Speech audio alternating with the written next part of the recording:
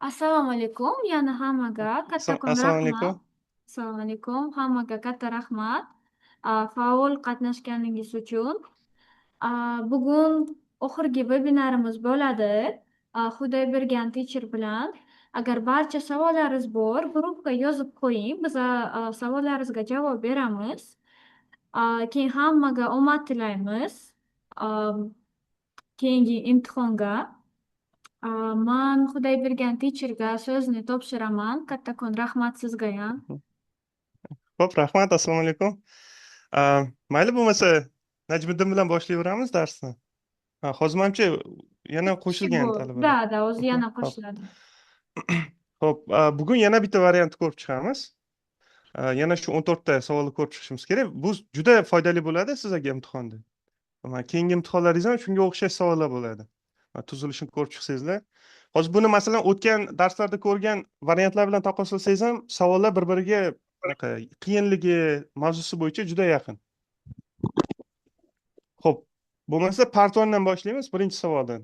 Yana eslataman, part 1 da mana nimada ham yozgan, instruksiyada ham write your answers to answer sheet number 1. Birinchi anaqa javoblar varaqasiga yozishimiz kerak. Keyin aytyapti, faqat mana o'zi manaqa tablitsa bor, shu yerga faqat javobni yozishimiz kerakda. Your answer deyilgan, solution emas. Manaqa tablitsa bor, shu yerda mana birinchi savolga faqat javobimizni yozamiz. Masalan, 5 chiqsa, hozir buning yuzasini hisoblaymiz. Masalan, 15 chiqishi mumkin, 20 chiqishi mumkin. Shuni faqatgina javobini yozib qo'yamiz. Xo'p. Birinchi savolimiz shu geometriya bo'yicha yana uchburchak. Bu yerda bizga ikkita tomoni berilgan.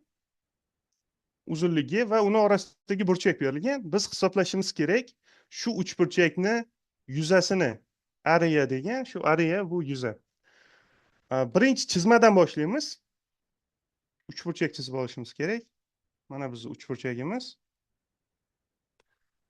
Deylik, bu tomoni 8 ga, bu tomoni 12 ga teng. Va ular orasidagi burchak 30 gradus. 30 gradus. Biz yuzasini topishimiz kerak bu uchburchak. Bu yerda biz foydalansak bo'ladi yuzani formulasidan. Yuzani formulasi nima bu? A tomonni B tomonga ko'paytiramiz, uni orasidagi shu ikki tomon orasidagi burchakka ko'paytiramiz, sinus alfaga va shuni 2 ga bo'lishimiz kerak. Shu formuladan foydalanadigan bo'lsak, biz hisoblashimiz kerak. 8 ko'paytirilgan 12 ko'paytirilgan sinus 30 gradus bo'lingan 2. Soddalashtiradigan bo'lsak, 2 bilan 12 ni qisqartirsak bo'ladi. Bizda hosil bo'ladi 8 ko'paytirilgan 6.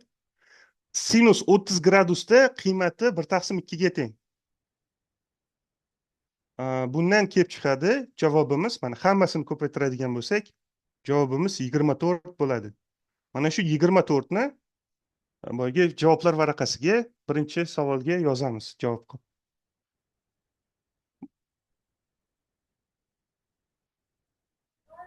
Xo'p, birinchi savolimiz shu edi. Menimcha unaqa qiyin savol emas, u biroz davom etaman, ikkinchi savolga o'taman. Ikkinchi savolda ko'pincha shu uch o'lchamli jismlar haqida bo'ladi ikkinchi savolimiz. Bunda biroz hisoblash qilish kerak. Mana bu yerda yana shu piramida. Esingizda bo'lsa, oldingi darslarda ko'rgan misollarimizda shu piramida, prizma haqida savollar bor edi. Endi bizga piramida berilgan S, A, B, C, D. Endi aytyapti, hamma tomoni uzunligi 4 ga teng. Asosida 4 burchak. Hamma tomoni uzunligi 4 ga teng.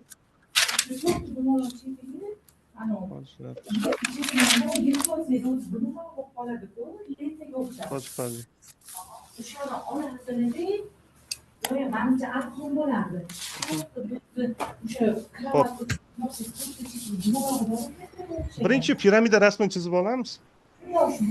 Grafikini chizib olamiz. Deylik, bu piramidamiz bo'lsin bizni. Bizga yana kerak hozir to'g'ri chiziq kerak bizga. uzun. Shu yarimchalik tushadi hamma joydan. Mana yarimchalik. Aa, To'rtta chetida dumaloqga o'sha beshigida deydi. hozir 1 minut man anaqa Aylantirib. O'zini igualini joyi bor. pause Bunchasi bo'lsin. pause mute off. Mana shunaqa qilib tikib Hozir o'tiribsiz. 1 minut. Bo'ldi. Yaxshi.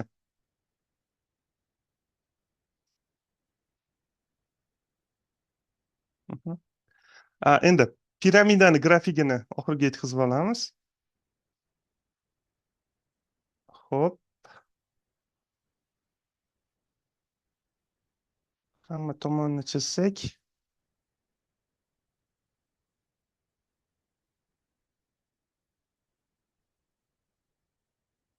To'g'ri chiziq kerak bizga.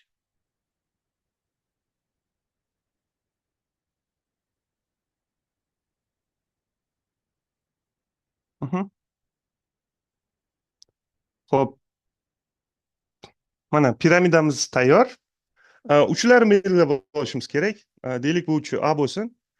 Bu tarafi B, C, D. Asosda shu ABCD to'rtburchak. Mana tepadagi uchi bo'lsa S bilan belgilangan buni. Bizga yana aytilyapti.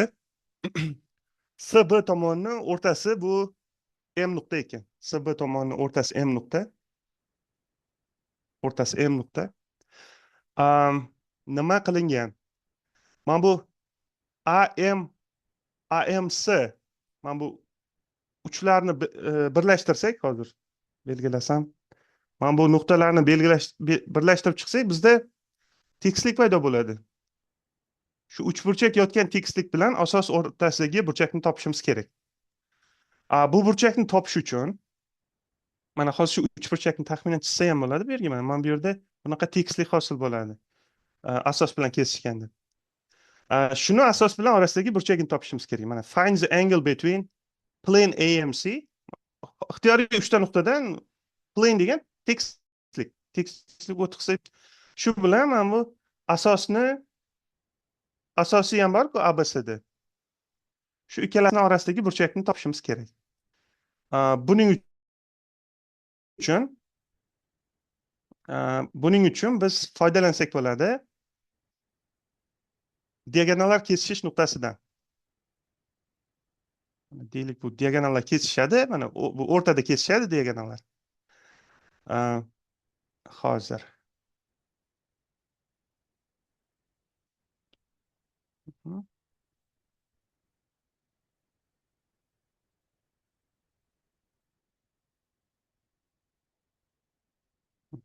hozir to'g'ri chiziq. Mana diagonallar kesishganda mana o'rtasi bilan tutashtiradigan bo'lsak, M bu kesishish nuqtasini masalan N deb belgilasak, bu nuqtani N nuqta desak, bizda mana bu yerda yana bitta kichkina uchburchak paydo bo'ladi. Mana bu N M B. Mana shu uchburchakka qarashimiz kerak. N M B uchburchakka. Mana shu uchburchakdagi bu burchagimiz, mana shu burchakni X deb belgilasak, shu burchak bu ikkita tekislikning orasidagi burchakni ifodalaydi. Masala shartida shu burchakni toping deyilgan.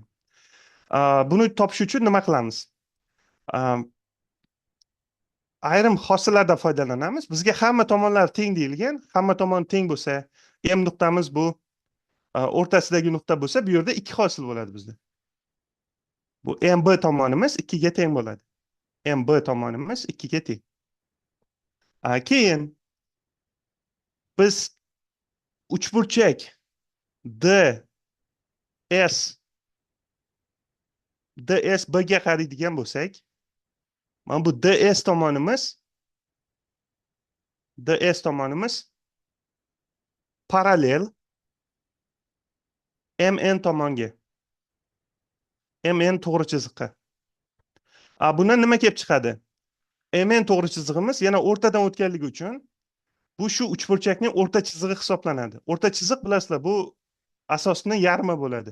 Shundan kelib chiqib aytsak bo'ladi, MN ni ham uzunligi 2 ga teng.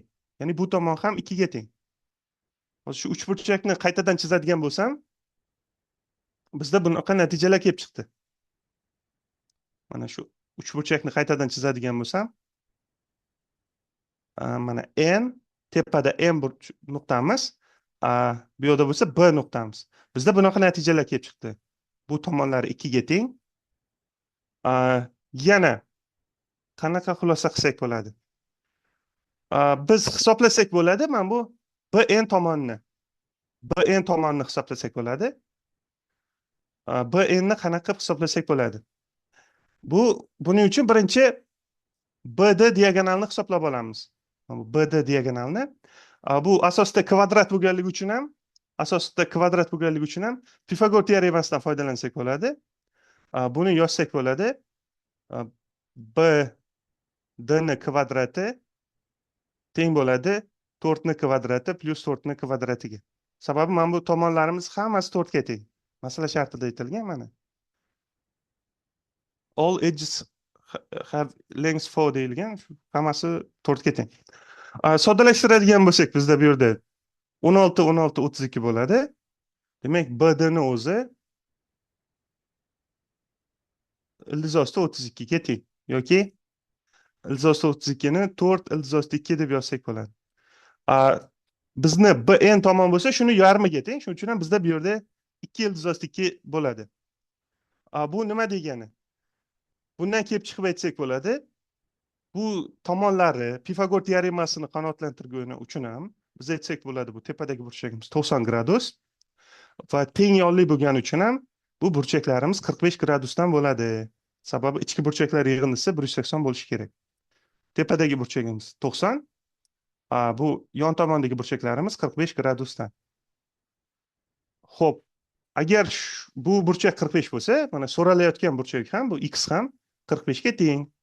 Shundan kelib chiqib, biz aytsak bo'ladi, mana bu burchak MNB 45 gradusga teng. O'zi masala shartida shu burchakni toping deyilgan. Bu yerda nimadan foydalandik? Mana birinchi masala shartini to'g'rilab yozib olishimiz kerak, grafik chizib hamma joyga qo'yib. Keyin bu yerda foydalandik uchburchak o'rta chiziqdan. O'rta chiziq bizda mana MN kesma o'rta chiziq bo'lyapti bu yerda. Shuning uchun ham asosni yarmiga teng, uzunligi 2 ga tengligini topib oldik. Shuni topgandan keyin u yog'i hisoblash juda oson. Keyin Pifagor teoremasidan foydalandik bir marta. Shu hammasini umumiylashtirsak, oxirida mana bu burchak kelib chiqadi. Xullas shu ikkinchi savolimizning javobi 45 gradus ekan.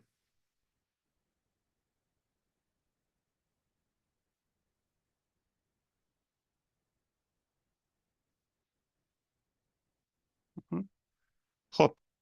Uchinchi savol, bu savol ham juda ham oson. Har doimgidek bu vektor haqida. Mana oldingi variantlarda esingizda bo'lsa, kollinear vektor haqida savol bo'ldi. Keyin vektorlarni ko'paytirish haqida savol bo'ldi. Endi bizga aytyapti unit vektor deyilgan. Unit degan birlik vektor degan, uzunligi 1 ga teng, bir xil yo'nalishda bo'lgan vektor. Mana masalan, hozir grafikda tushuntirmoqchi bo'laman. Mana vektor bu bunaqa kesma, to'g'rimi? Mana vektorni chizadigan bo'lsak, deylik, mana bu bizni A vektorimiz bo'lsin. Bu bizni A vektorimiz bo'lsin. Endi bizda nima so'ralgan? Find the coordinates of unit vector. Shunaqa I vektorini toping deyapti. Uzunligi 1 ga teng bo'lishi kerak. Keyin direction degan yo'nalish. Yo'nalishi mana bu A vektorining yo'nalishi bilan bir xil bo'lishi kerak. Mana bunaqa vektorni so'rayapti bizdan. Hozir kichkina qilib chizib ko'rsataman. Mana yo'nalishi bir xil. Yo'nalishi bir xil, lekin uzunligi 1 ga teng. Masalan, mana buni uzunligi masalan 6 ga teng bo'lishi mumkin. Buni uzunligi 1 ga teng bo'lishi kerak, lekin yo'nalishi bir xil bo'lishi kerak shu. Bu I vektorimizning yo'nalishi bir xil bo'lishi kerak, uzunligi 1 ga teng bo'lishi kerak. Shu so'ralgan bizdan. Bunda nima qilishimiz kerak? Birinchi, A vektorining uzunligini topamiz. A vektorining modulini topamiz. Buning uchun biz hisoblashimiz kerak. Koordinatalar kvadratlari yig'indisini, ya'ni -6 ni kvadratiga qo'shamiz 8 ni kvadratini. Keyin shu yig'indini ildizi. Shu bizga uzunlikni beradi. Soddalashtiradigan bo'lsak, 36 plyus 64 ildizi ostida 100 paydo bo'ladi. Bundan kelib chiqadi, A vektorining uzunligi 10 ga teng. Ya'ni bu yerda 6 emas, 10 ekan. Hozir shuni to'g'rilab qo'yay. A vektorimizning uzunligi 10 ga teng ekan. Xo'p, keyin nima qilamiz? Yo'nalishni o'zgartirmasdan shu A vektorini 10 baravar qisqartirish uchun bu vektorni 10 ga bo'lish kerak shunchaki. Mana ikkinchi xulosamiz I vektorini bunaqa ifodalasak bo'ladi. Buni yozsak bo'ladi. A vektor bo'lingan 10 qilib yozsak bo'ladi. Xohlagan vektorni o'zini uzunligiga bo'lsangiz, shu yo'nalishdagi birlik vektor kelib chiqadi. Xo'p, nima qilish kerak endi? Mana koordinatalarni yozamiz A vektorini. A vektor esingizda bo'lsa, koordinatalari -6 va 8 edi. Buni 10 ga bo'ladigan bo'lsak, har bir koordinatani 10 ga bo'lishga to'g'ri keladi. Shunda bizda bunaqa natija kelib chiqadi. -0,6 va 0,8. Shunaqa vektor kelib chiqadi. Mana shunaqa vektor kelib chiqadi. Mana shu natijamiz. Shuni mana hisoblab oxirida javobga bunaqa deb yozish kerak. I vektor teng -0,6 i 0,8. Shunaqa qilib yozish kerak.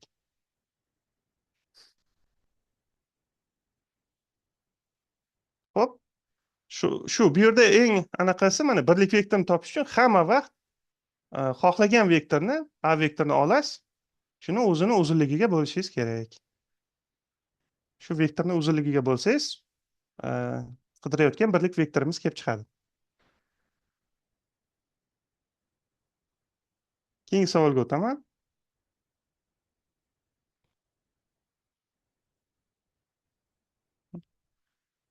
Xo'p, keyingi savol. Endi shu foizlar bo'yicha keyingi savolimiz.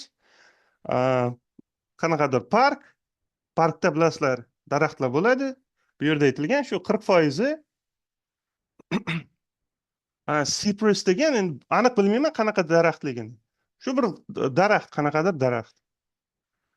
Keyin mana bu oak degan, adashmasam qayinmi, shunaqa daraxt. Nima bo'lyapti? Mana 40%imiz. Deylik 40%imiz mana bu S deylik, S deb belgilaylik bu daraxtlarni. Qolgan qismi, mana rest deyapti, qolgan qismi 60% mana bu oak degan daraxt ekan. Qayin. Xo'p, yozib oldik. Keyin nima bo'lgan?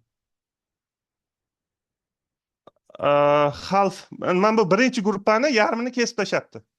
Yarmini kesib tashlagan.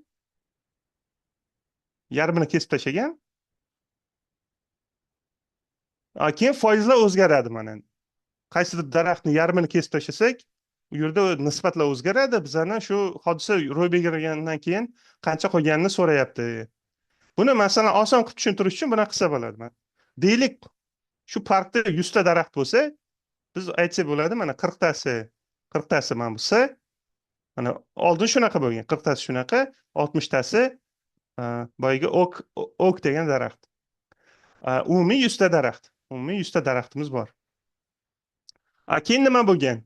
Biz bu yarmini chopib tashlasak, bizda bunaqa bo'lib qoladi. 20 ga 60 bo'lib qoladi. Birinchi guruhni yarmini chopib tashlasak, 20 ga 60 bo'lib qoladi. Umumiy daraxtlar soni bo'lsa 80 ta. Bizdan so'rayapti mana bu remaining trees degan, mana bu ikkinchi guruh haqida gap ketyapti. Shuni foizi qanaqa bo'ladi? Mana bu birinchi, mana bu cypressni yarmini kesib tashlasak, foizi qanaqa bo'ladi deyapti. Buni foizini topish uchun 60 80 dan bo'lyapti-ku. Shu bir-biriga bo'lamiz. Soddalashtiradigan bo'lsak, bizda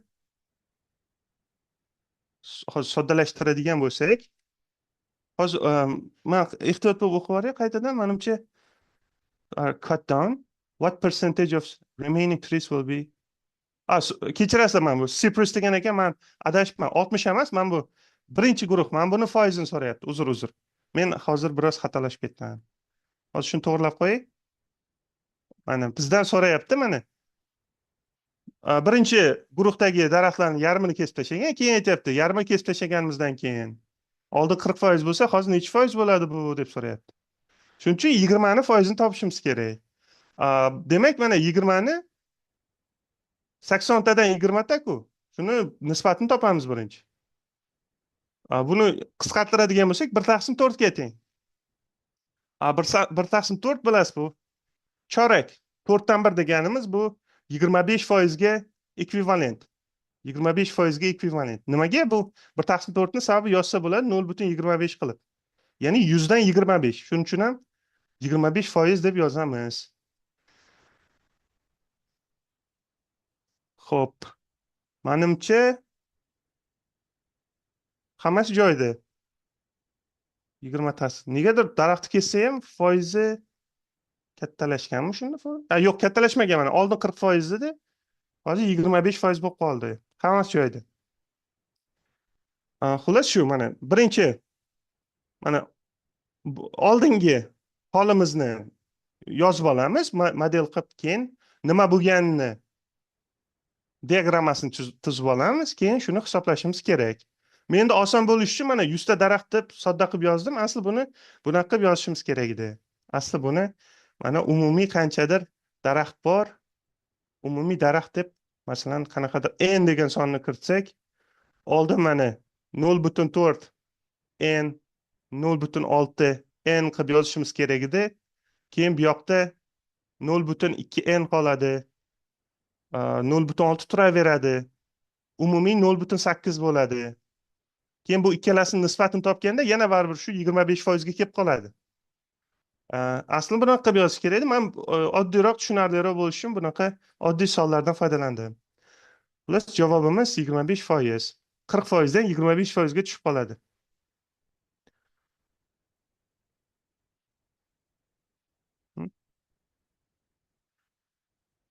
Keyingi savol.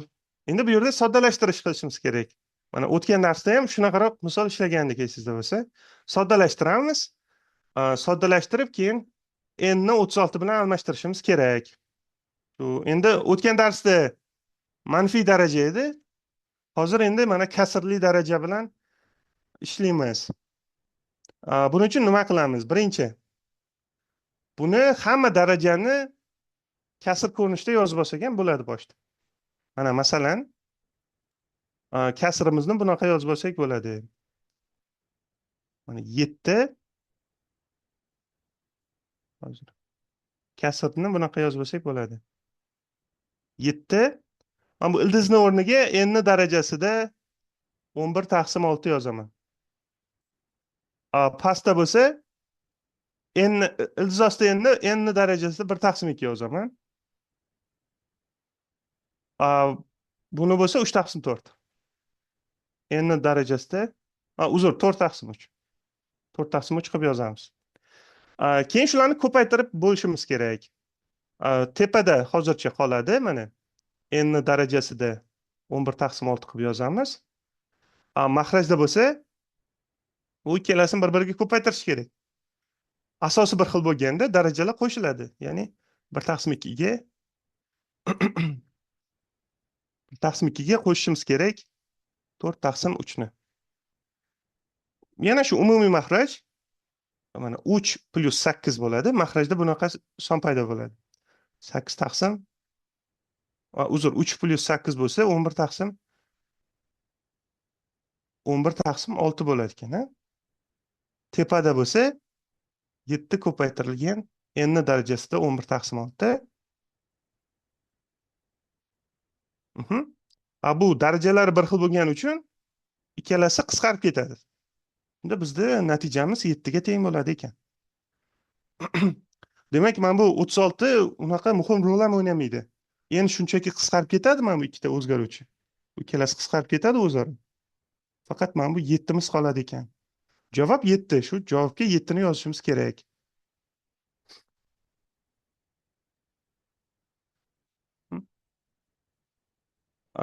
Yoki bu yerda masalan ildizlar bilan ham ishlasa bo'lardi.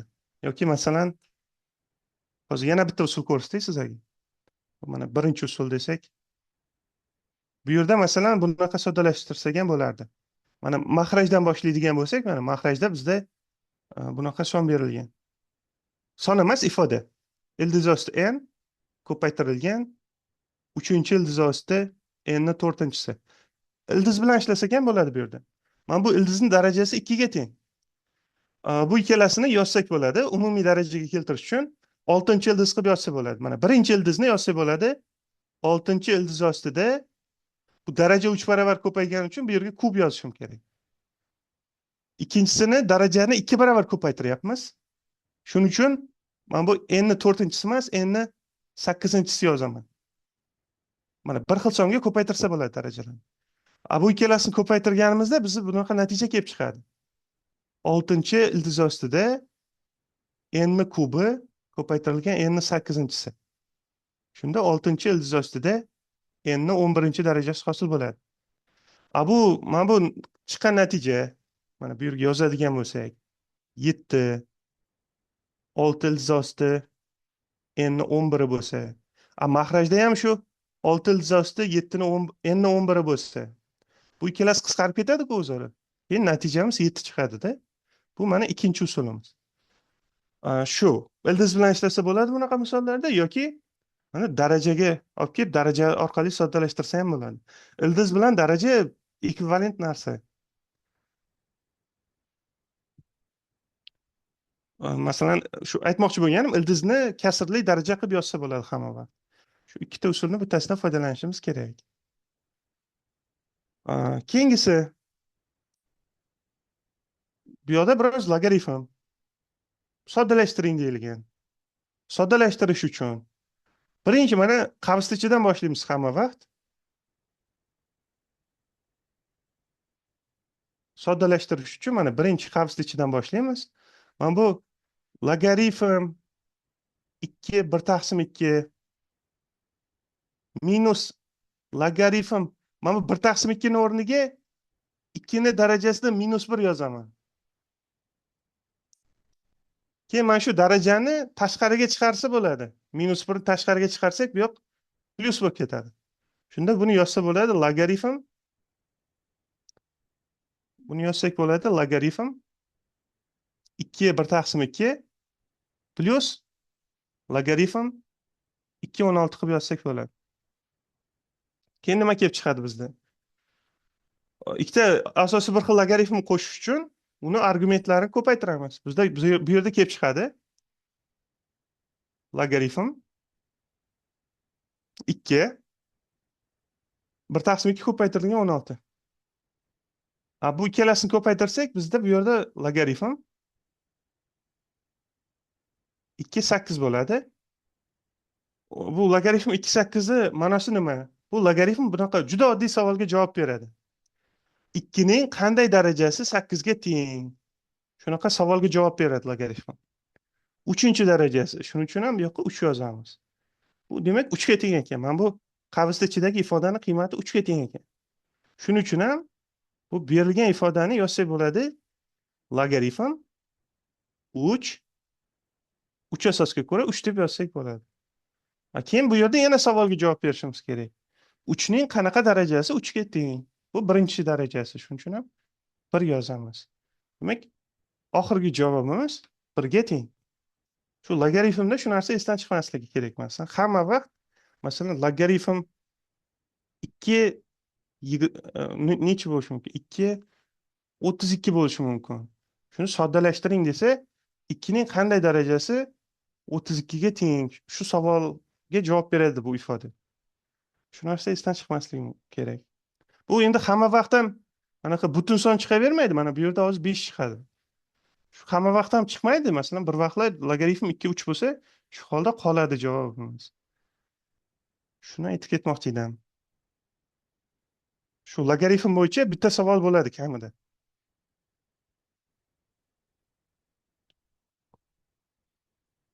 Biroz davom etamiz. Keyingisi tenglama darajada 4, lekin buni oddiy kvadrat tenglamaga aylantirib olsak bo'ladi. Buning uchun anaqa substitution degan nima bor, metod. Substitution degan almashtirish.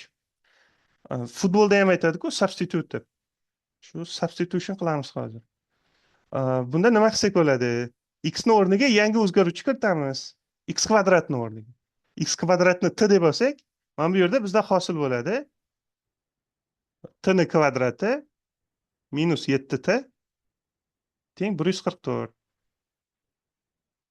Hammasini bir tarafga o'tkazsak, mana hammasini bir tarafga o'tkazadigan bo'lsak, bizda hosil bo'ladi t kvadrat minus 7t minus 144. Bu endi kvadrat tenglama, xohlagan usulda ishlasangiz bo'ladi. Masalan, diskriminant formuladan. Lekin menimcha hozir bu yerda shuncha ko'paytiruvchilarga ajratsa ham bo'ladi buni. Adashmasam, bu t plus 9 ko'paytirilgan 16, t minus 16 ga teng. Shu ikkalasini ko'paytirsangiz bir-biriga. Mana shu sonlar kelib chiqadi mana. 9 ga minus 16 ni ko'paytirsa minus 144. Bu ikkalasini yig'indisi minus 7 ga teng. V teoremasini qo'llab topdim. Sizlar mana xohlasangiz diskriminant formula juda tavsiya qilaman. Diskriminant formula ancha kuchli usul, hamma vaqt javob chiqadi. Bunda butun son bo'lmasa, V ni ishlatish qiyin. Nima qilish kerak keyin? Bu ko'paytiruvchilarga ajralgan qachon 0 bo'ladi? Agar bu ko'paytiruvchilardan bittasi 0 bo'lsa, birinchi ssenariyo t plus 9 0 bo'lishi kerak. Ya'ni t plus 9 0 bo'lishi kerak. Bundan kelib chiqadi t ni qiymati minus 9 ga tengligi. Bu hammasi emas. Ikkinchi ssenariyo bu t minus 16 0. Agar bu 0 bo'lsa, mana bu ko'paytiruvchi 0 bo'lsa, chap tarafda ham 0 paydo bo'ladi. Demak, t ni qiymati 16 ga teng bo'lishi kerak. Xo'p. Biz lekin x ni topmoqchi edik. Endi t ni x bilan almashtiramiz. T ni x bilan almashtiradigan bo'lsak, t teng x kvadrat edi-ku. Bizda bunaqa ikkita natija kelib chiqadi. X kvadrat teng minus 9 yoki x kvadrat teng 16. Bilasizlar, x kvadrat bu hamma vaqt musbat, 9 ga teng bo'la olmaydi. 9 ga teng bo'la olmaydi. Shuning uchun bu tenglik xato. Ikkinchisi bilan ishlaydigan bo'lsak, bizda bunaqa natija kelib chiqadi. X teng plus minus 4. Ikkita natijamiz bor. Ya'ni yoki yozsa bo'ladi, x1 teng 4, x2 teng minus 4. Ikkita natija kelib chiqdi. Shu ikkalasini ham qoldirmasdan yozishimiz kerak. Bu misollarda ko'p uchraydigan xato manaqada. Mana bu o'zgarish kiritiladi. Bu yerda ikkita javob chiqqandan keyin shuni yozib qo'yadi ko'pincha o'quvchilar. Shunga ehtiyot bo'lish kerak. T ni topgandan keyin oxirida x ni topish esdan chiqmasin. Yoki ana tenglamalar sistemasida ham bunaqa xato bor. Masalan, ikkita o'zgaruvchi-ku mana x plus y teng nechigadir. Bittasini topadi o'quvchilar. Masalan, x teng 5 chiqadi, qolib ketadi shu yerda. Mana y ni ham topish esdan chiqmasin. Shu hamma o'zgaruvchilarni topishimiz kerak. Shuni eslatib ketmoqchi edim. Xo'p. Menimcha unaqa qiyin bo'lmadi bu tenglama. Keyingisiga o'tsak. Xo'p, keyingi tenglamamiz. Bu tenglama emas endi, keyingisi bu anaqa word problem. Birinchi o'qib tushunib olishimiz kerak nima bo'layotganini. Keyin shuni mana matematik ifoda orqali ifodalaymiz bu muammoni. Keyin javob topamiz shuni. Nima deyilgan? Bizda Bob bor. Grandma degan nima? Buvisi. Xo'p, buvisi anaqa ekan, yoshi katta ekan. Buvisining yoshi Bobning yoshidan 6 barobar katta ekan. Mana Bobning yoshini x deylik. Buvisining yoshini 6x deb yozsak bo'ladi. Bobning yoshi x bo'lsa, buvisi 6x. Yo'q, mana men xato qildim. Qaranglar mana. For age is 6 times Bob's age degan, keyin mana bu yerda yana bitta qo'shimcha informatsiya yozgan. And 1 year more. Mana 6 barobar ko'p va plus 1 yoshda. 6x plus 1 da. Bo'pni yoshidan 6 barobar va 1 yosh ko'p deyilganda. Shuning uchun 6x plus 1 yozamiz. Xo'p. Mana shuni yozib oldik. Keyin yana davom etamiz. Nima yozilgan? When she is 100 deyapti, u yoshi 100 bo'lganda, yoshi 100 bo'lsa, bo'pni yoshi 19 bo'ladi ekan. Bo'pni yoshi 19 bo'ladi ekan.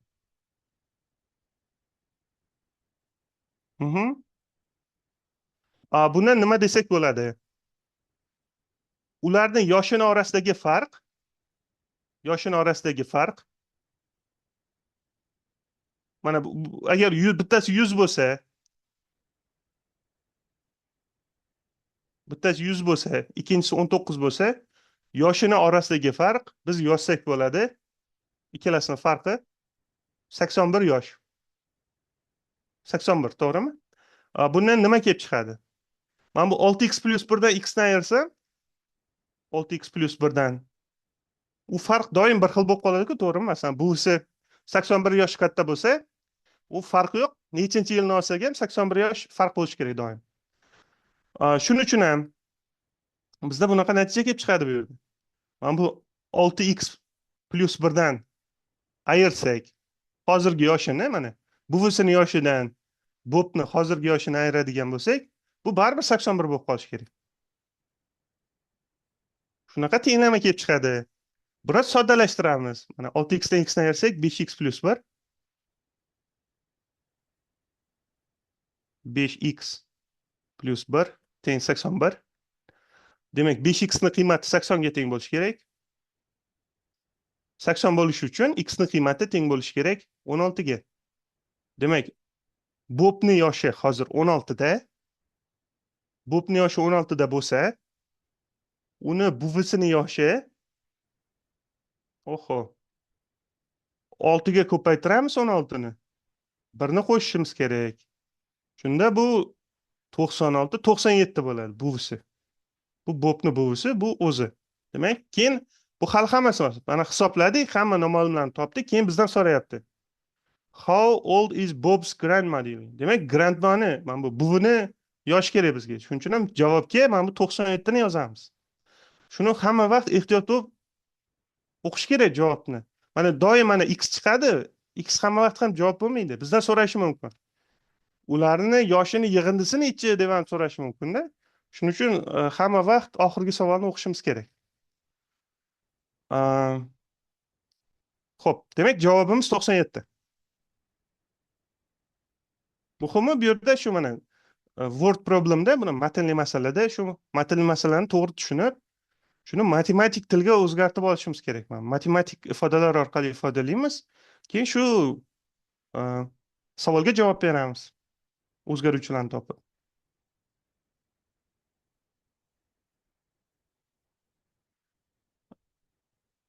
Keyingi savol.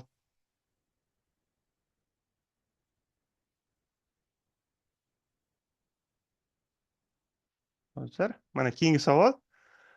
Bu yerda endi shu funksiya grafiki haqida, mana shu funksiyani ko'chish haqida hamma variantlarda shunaqa savol bor. O'tgan darsda ham esingizda bo'lsa, parabola bilan ishlagandik. Parabolani o'ngga, chapga, tepaga, pastga transformation qilgandik. Hozir yana shunaqa qilamiz. Endi bu parabola emas, giperbola deyiladi bu. O'zi mana original grafiki bunaqa bo'ladi. Hozir chizib ko'rsatay sizlarga. Giperbolani original grafiki bunaqa bo'ladi. Eng sodda ko'rinish. Hozir yo'q, bunaqa emas, hozir mana bunaqa ko'rinishda bo'ladi giperbola. Bu a taqsim x. Mana shu ko'rinishda bo'ladi. Masalan, 2 taqsim x bo'lsa, mana shu ko'rinishda bo'ladi. Lekin bu grafik nimaga bunaqaga o'zgarib qolgan? Sababi qanaqadir sonlar qo'shilgan, qanaqadir sonlar ayrilgan. Shuni hisobiga. Buni o'ng tarafga birinchidan mana o'ng tarafga siljitishgan. O'ng tarafga siljitish uchun x bo'yicha siljitish uchun x o'zgaruvchi bilan ishlashimiz kerak. Mana bu yerda x 0 ga teng, to'g'rimi? Mana absissasi emas, bu anaqa. Asimtotasi 0 da. Buni to'rtga ko'chirish uchun bizda mahrajda bunaqa ifoda bo'lishi kerak. X minus 4 ifoda bo'lishi kerak.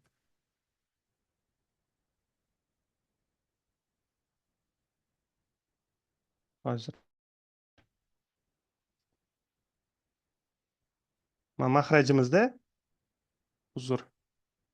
Negadir hozir yozilmay qoldi.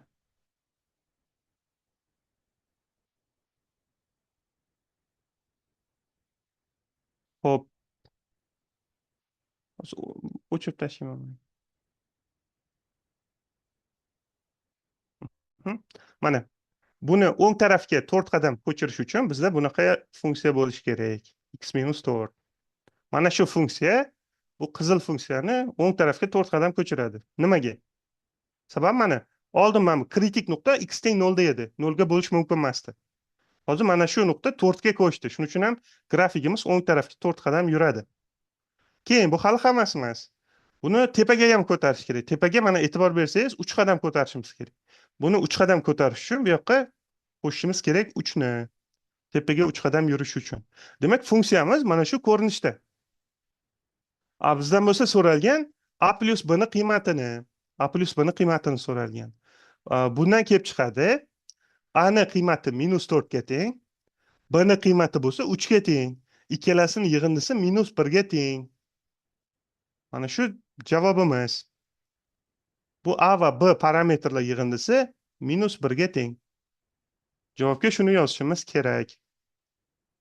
Shu hamma vaqt shu narsa esdan chiqmasin. O'ngga chapga yurish uchun x o'zgaruvchi bilan ishlaymiz. Tepaga pastga yurish uchun butun mana bu ifodani o'ziga qo'shishimiz kerak 3 ni.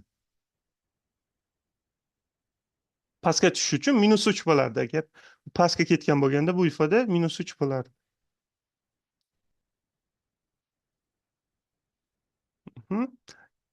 Endi mana part 1 oxirgi savoli, 10-savoli. Bu yerda har doimgidek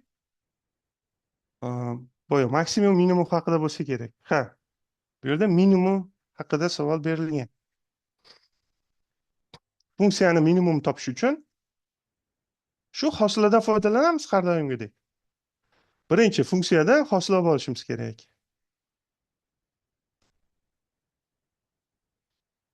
Funksiyamizdan hosila olamiz. Murakkab funksiya, birinchi kosinusning hosilasi bilasizlar, bu sinus, minus sinus. Minus sinus argumentni yozaman mana. Minus sinus argumentda shu mana bu ifoda pi taqsim 30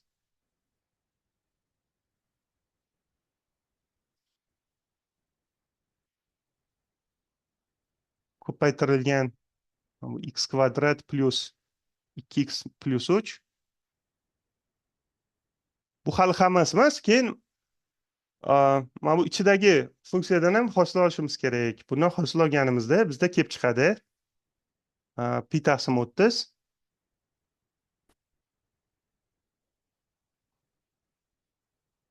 ko'paytirilgan 2x plus 2. Shunaqa natija kelib chiqadi bizdan. Hosila oldik.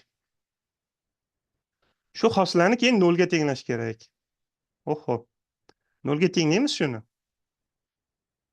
Mana shu ifodani tenglaymiz 0 ga. Nima natija kelib chiqadi bundan? Birinchi, u 0 bo'lishi uchun bu ko'paytuvchilardan bittasi 0 bo'lishi kerak. Birinchi, eng osonidan boshlaydigan bo'lsak, 2x plus 2 ni 0 ga tenglasak, 2x plus 2 ni 0 ga tenglasak, bizda 2x teng minus 2 bo'ladi. X ni qiymati minus 1 ga teng. Xo'p. Bitta yechim bor hozircha. Keyin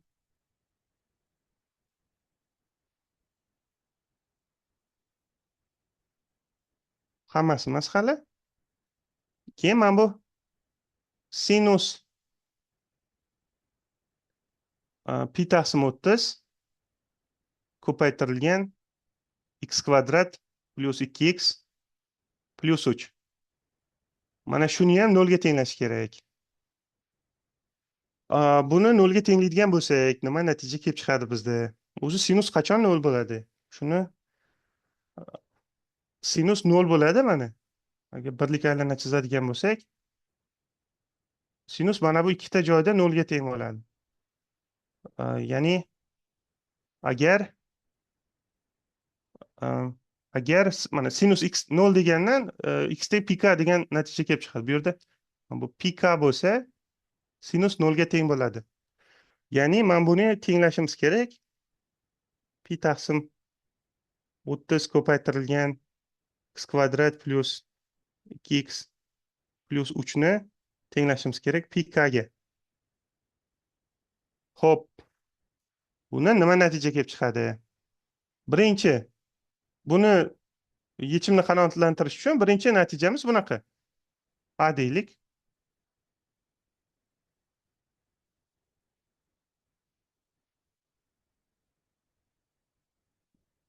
Bu 0 ga teng bo'lsa, k teng 0 shartni bajaradi. Shuning uchun ham sinusning qiymati 0 bo'lib qoladi. Birinchi nimamiz? Ssenariyimiz x kvadrat plus 2x plus 3 teng 0. 0 bo'lishi uchun nima bo'lishi kerak? Yana shu ko'paytuvchilarga ajrataman. Hop, ko'paytuvchilarga ajrata olamizmi buni? Diskriminantni tekshirish kerak ekan. Hozir diskriminantini tekshiraylik. Hop, diskriminantini tekshiramiz. Diskriminant esingizda bo'lsa bu b kvadrat minus 4ac. Hozir negadir yozilmay qoldi. Diskriminant bu b kvadrat, ya'ni 2 ni kvadrati 2 ni kvadrati uzr yozilmay qoldi. 2 ni kvadrati minus 4 a1 ga teng, s3 ga teng. Bu diskriminantimiz manfiy. Ya'ni 4 minus 12 bu minus 8 ga teng. Diskriminant manfiy bo'lsa, bu yechimga ega emas. Yechim yo'q bu yerda. Xo'p. Bunaqa bo'lmas ekan. Endi bu 30 ga teng bo'lsa-chi, shuni ham tekshirib ko'rishimiz kerak. X kvadrat plus 2x plus 3 30 ga teng bo'la oladimi? 30 ga teng bo'lsa ham mana bu pi bo'ladi-da, keyin bizda yechim kelib chiqadi-da. Shuning uchun ham uni ham tekshirib ko'rishimiz kerak. Bundan nima kelib chiqadi? X kvadrat plus 2x plus minus 27 bo'ladi. Yoki buni bunaqa tekshirsa ham bo'ladi hozir. 30 qilmasdan bunaqa tekshirsa ham bo'ladi. Bu 30 ga teng bo'la oladimi, yo'qmi? Juda oson usuli bor. Hozir ko'p hisoblamasdan. Mana masala shartida berilgan, mana e'tibor bersangiz, masala shartida berilgan x mana bu intervalda -2 dan 2 gacha. X -2 dan 2 gacha. Bizda mana bu kvadrat ifoda. X bizda -2 va 2 ni orasida x. Shundan kelib chiqib biz aytsak bo'ladi, bu ifodani maksimum qiymati, bu ifoda maksimum qiymatga erishadi agar x teng bo'lsa 2 ga. Eng katta sonni qo'ysak maksimum bo'ladi-ku. Shuning uchun ham 2 ni kvadrati plus 4 plus 3 ni tekshiramiz. Buni tekshirsak necha kelib chiqadi? 11. 11 bo'lsa bizni baribir shartni qanoatlantirmaydi. Bu yerda butun son bo'lmaydi. Shuning uchun ham biz aytsak bo'ladi, mana shu intervalda mana bu sinusli komponentasi hech qachon 0 ga teng bo'lmaydi. Mana bu 0 ga teng bo'la olmaydi ekan. 0 ga teng bo'la olmaydi ekan. Shuning uchun ham faqat bitta yechim bor. Yechimimiz ham mana bu x teng -1. Xo'p, buni nimaga topayotgandik o'zi? Bu -1 bizga maksimum minimum nuqtalarni beradi. Mana bu yerga -1 ni, -2 ni, 2 ni qo'yib tekshirishimiz kerak. Mana endi mana oxirgi qadam nima qilishimiz kerak? Bizda funksiyamiz berilganda, mana boshiga qaytaman. Mana bu yerda bizda funksiyamiz.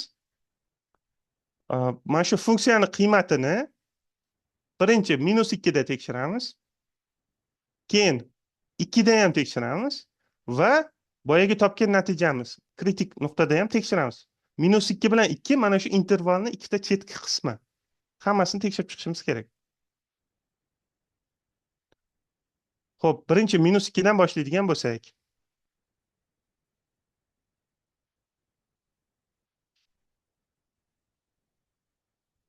Bizda bunaqa natija kelib chiqadi. kosinus pi taqsim 30.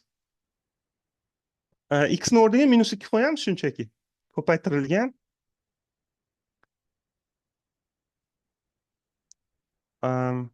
-2 ni kvadrati 4 ga teng. -4 plus 3. Demak, bu yerda bizni natijamiz kosinus pi taqsim 10 ga teng. Taqsim 10 ga teng. Xo'p, kosinus pi taqsim 10 ga teng. Keyin 2 ni ham qo'yamiz. 2 ni qo'yganimizda bizda kosinus pi taqsim 30. Bizda bu yerda 4 plus 4 plus 3 paydo bo'ladi. Buni ham qo'yadigan bo'lsak, bizni bu yerda natijamiz kosinus 11 pi taqsim 30. 11 pi taqsim 30. Hozir.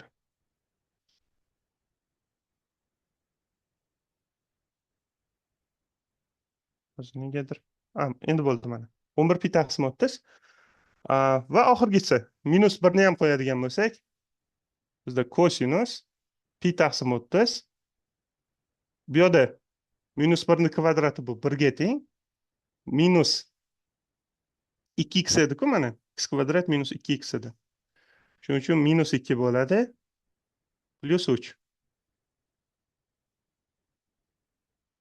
Plus 3. Soddalashtiradigan bo'lsak, bizda kelib chiqadi kosinus. Soddalashtiradigan bo'lsak, bizda kelib chiqadi kosinus 2 pi taqsim 30. Mana hammasi umumiy bo'lishi uchun maxrajini bir xil qilib yozaman. Men buni yozsa bo'ladi kosinus 3 pi taqsim 30 qilib. Mana bu yerga yozsak bo'ladi. Kosinus 3 pi taqsim 30 qilib yozsak bo'ladi. Nega uni qilyapman? Sababi shunda maxraj bir xil, hammasi bir-biriga o'xshash bo'ladi. Bir-biriga taqqoslash uchun. Sababi bizga nima kerak? Bizga minimum kerak. Shularning orasida eng kichkinasi bizning minimumimiz bo'ladi. Kosinus. Kosinus bu mana bu birinchi chorakdagi burchaklar hammasi birinchi chorakdagi burchaklar. Birinchi chorakda kosinusni qiymati kamayuvchi.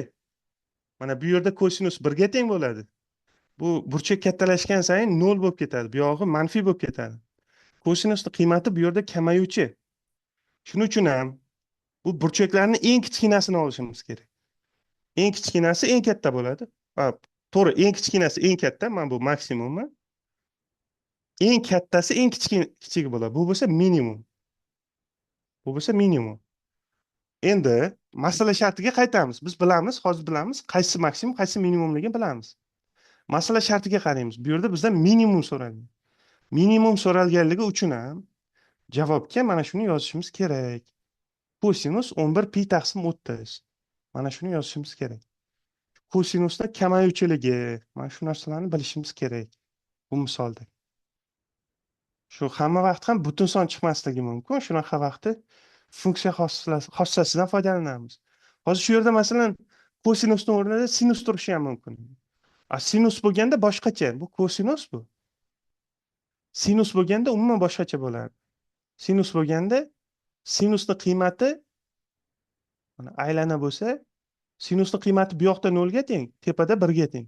Sinus bu o'suvchi funksiya. Sinus bo'lganda umuman teskari hisoblaydi. Shunaqa shu funksiyani qachon o'sish, qachon kamayishini bilishimiz kerak. Shu bilan birinchi qismini tugatdik, 10-savolni. Hozir ikkinchi qismini ham bir ko'rib chiqsak, bugunga shu hozircha. Ikkinchi qismga o'taman, mana part 2 ga. Part 2 da 11-savol bunaqa masala bilan boshlangan. Bu yoqda endi javobimizni yechim bilan yozishimiz kerak. Faqat javob emas, mana qanaqa hisoblab topganimizni. Shu mana bu ideyamizni tushuntirib berishimiz kerak. Xo'p. Bunda nima bo'lgan? 11-savolda. Patient receives injection. Biz qanaqadir dorini qabul qilyapmiz. Biz emas endi patsient. Patsientga qanaqadir dori urilgan. Endi boyagi dorini konsentratsiyasi, qondagi konsentratsiyasi bu vaqt o'tgan sayin o'zgaradi bu. Mana T soatdan keyin konsentratsiyani quyidagicha 10-savolning javobi mana hozir ko'rsataman. 10-savolning javobi mana. 10-savolning javobi mana oxirida hammasini taqqosladik. Hammasini taqqosladikda kosinus kamayuvchi bo'lganligi uchun ham birinchi chorakda kamayuvchi bo'lganligi uchun ham mana nimaga kamayuvchi deyapman? Sababi mana birinchi chorakni boshi mana bu yerda-ku 0 gradusda kosinus 1 ga teng bo'ladi. Keyin burchak kattalashgan sayin 0 bo'ladi, keyin manfiy bo'lib ketadi. Shuning uchun ham biz eng katta burchak minimumni beradi, eng kichigi maksimum beradi. Bizdan minimum so'ralgan. Shuning uchun ham kosinus 11 pi taqsim 30. Mana shuni javobga yozamiz. Mana shuni javobga yozishimiz kerak. 10-savolda.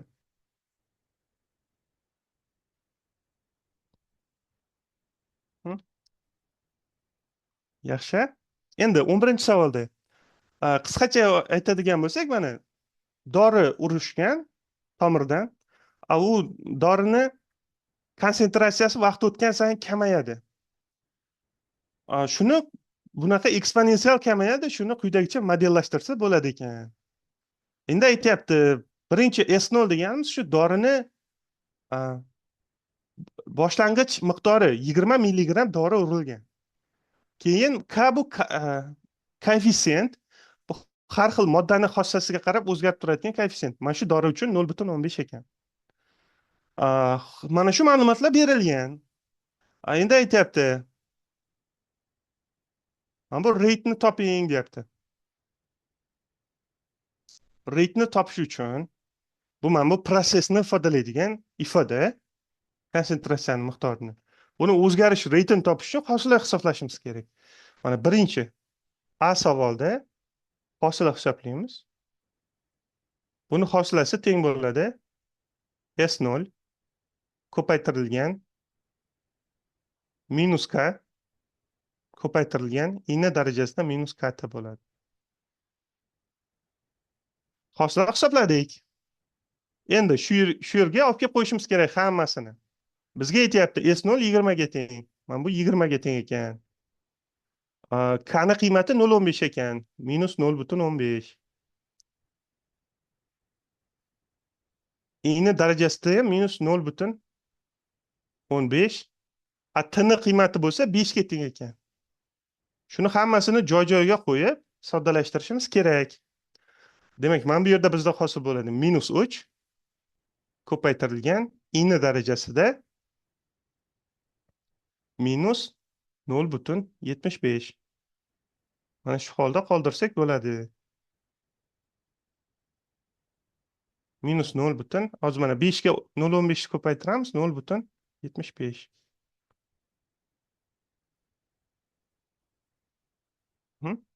Mana shu javobimiz.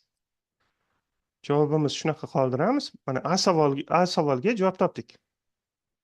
Ko'pincha shu A savoli oson bo'ladi. Hech bo'lmasa shuni topib qo'ysangiz ham qanchadir ball beradi. Keyin B.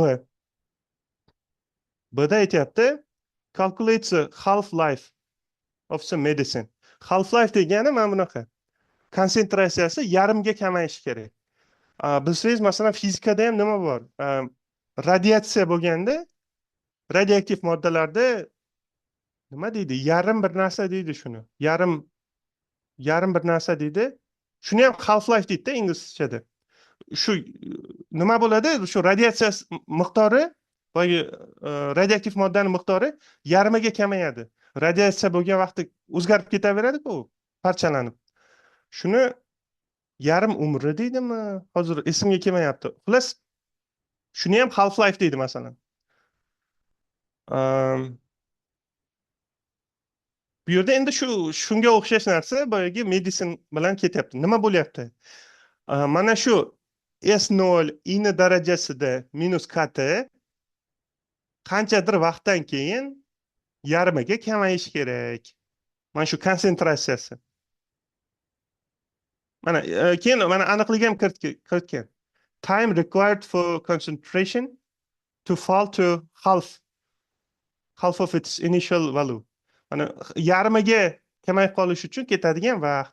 Buning uchun mana bu tenglamani yechishimiz kerak. Mana bu S0 ni qisqartirib yuboramiz. Shunda k ni o'rniga o'zini qiymatini qo'yamiz.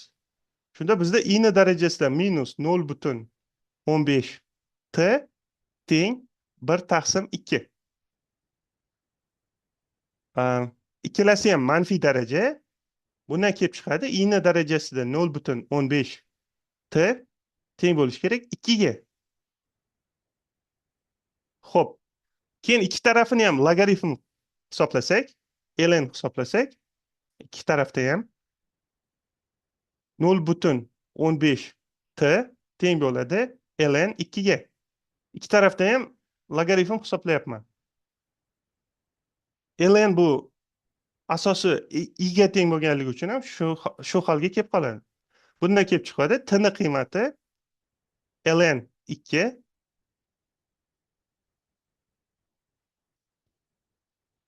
ln 2 bo'lingan hozir ln 2 bo'lingan 0,15.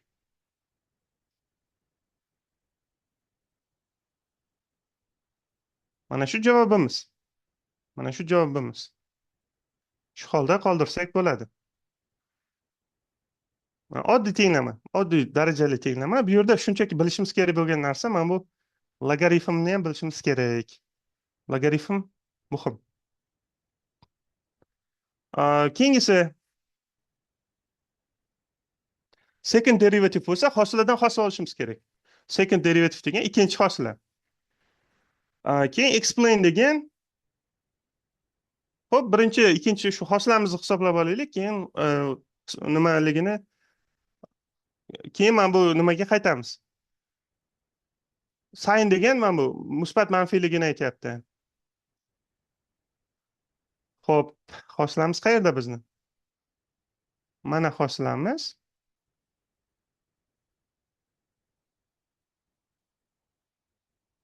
Mana hozir mana bu birinchi hosilani yozib olayda men.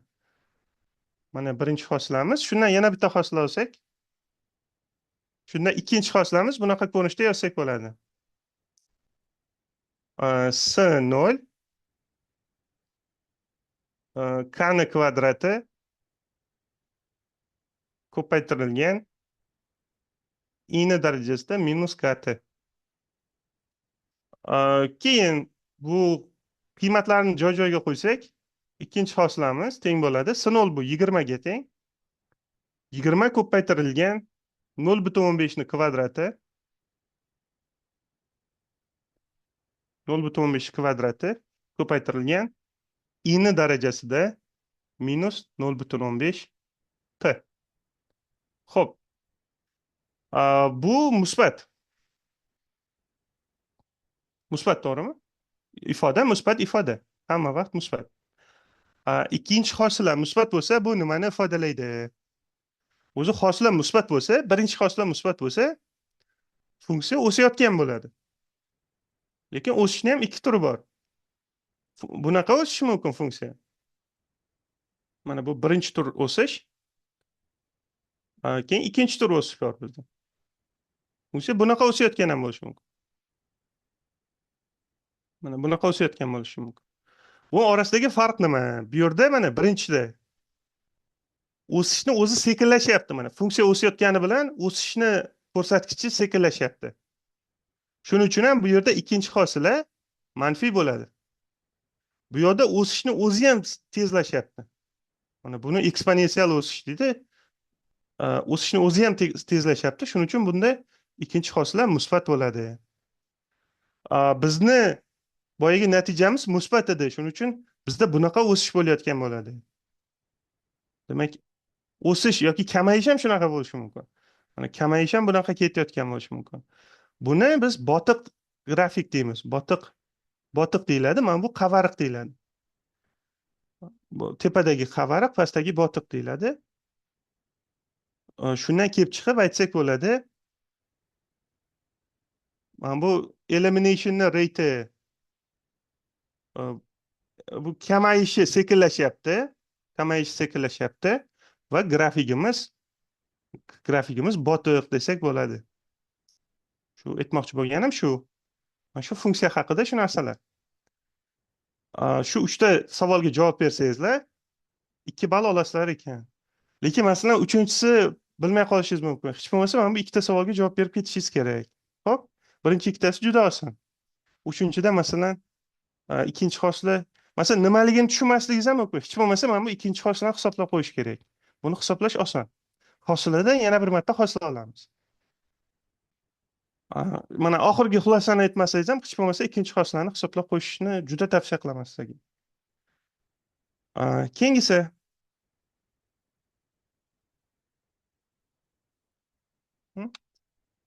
keyingi savolimiz bu yerda yana shu matnli masala bizga aytyapti. Particle degan anaqa zarra. Bu har xil zarra bo'lishi mumkin. Bu changni zarrasi, elektron, har xil mana bu harakatlanadigan mayda zarra, hamma narsa bunga mos kelishi mumkin. Xo'p. Mana bu yerda shuni acceleration degan, mana bu acceleration degan tezlanish. Acceleration mana tezlik bilan tezlanish orasida farq bor. Tezlanishda bu tezlikni o'zi ham ko'payib ketadi, masalan. Acceleration deb shuni aytadi. Xo'p, acceleration o'zi nima bu? Acceleration bu tezlikni o'zgarishini ifodalagani uchun tezlikni hosilasi bu. Keyin aytyapti. Initially mana boshlang'ich tezligi 1 bo'lgan ekan. Boshlang'ich tezligimiz 1 bo'lgan ekan. 0 degan nuqtadan boshlagan ekanmiz. Mana shu ma'lumotlar berilgan. Endi birinchi A savoliga javob bersak. Mana 0 dan 6 gacha deyapti.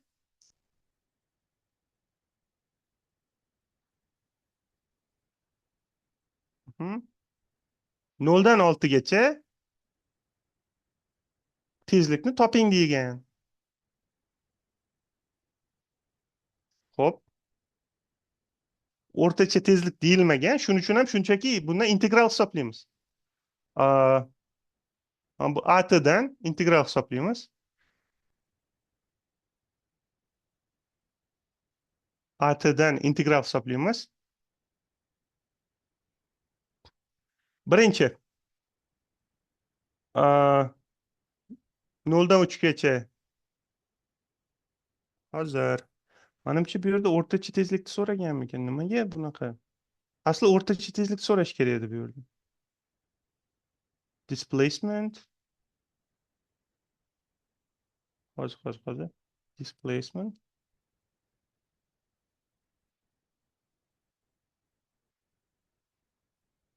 Mhm. 12-chi savol.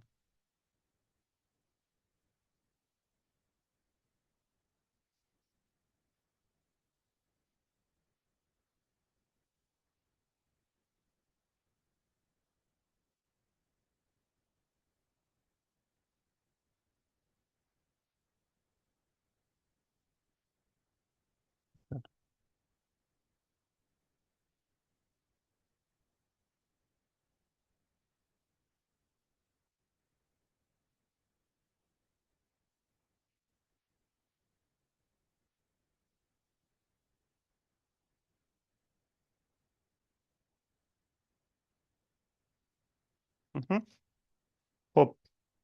Ikki qismga ajratib hisoblaymiz ekanda. Birinchi mayli bo'lmasa o'zim qo'shimcha shart qo'shmaylik. O'rtacha bo'lganda mana bo'lishga to'g'ri kelardi-da. Xo'p. 0 dan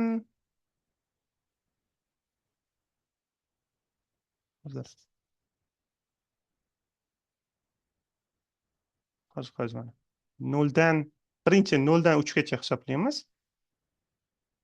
0 dan 3 gacha integral hisoblaganimizda mana bu 2 dan integral hisoblashimiz kerak. Bizda kelib chiqadi 2t plus konstanta kelib chiqadi. Xo'p, endi bu hammasi emas. Ikkita plus konstanta. Bizda mana bu shart bor. V0 teng 1 bo'lishi kerak. Shuning uchun S teng 1 bo'ladi. Ya'ni mana bu birinchi natijamizdan bunaqa tezlik kelib chiqadi. Tezligimiz 2t plus 1. Shu ko'rinishda ifodalasak bo'ladi. Keyin